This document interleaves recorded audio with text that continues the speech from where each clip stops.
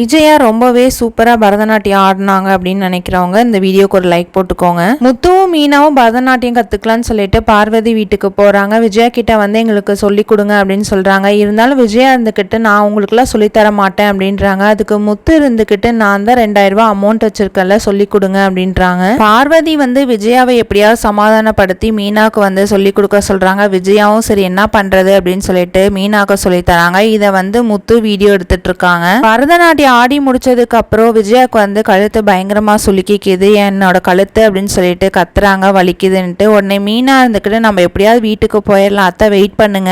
முத்து வந்து கார்ல கூட்டிட்டு போறாங்க. யாராவது பாத்துருவாங்களோ என்னமோன்னு சொல்லிட்டு 2 சைடும் பெட்ஷீட்டை பிடிச்சிக்கிறாங்க. விஜயா வீட்டுக்கு போனதுக்கு அப்புறம் அண்ணாமலை இருந்துகிட்டு ஏன் விஜயா எப்படி இருக்க அப்படின்னு சொல்லி கேட்க மீனா இருந்துகிட்டு இந்த மாதிரி கழுத்து சுலுக்கிக்குச்சு அதனாலதான் அப்படின்றாங்க. அண்ணாமலை வந்து இதெல்லாம் உனக்கு தேவையா கம்முன்னு இருக்க வேண்டியதானே அப்படின்றாங்க.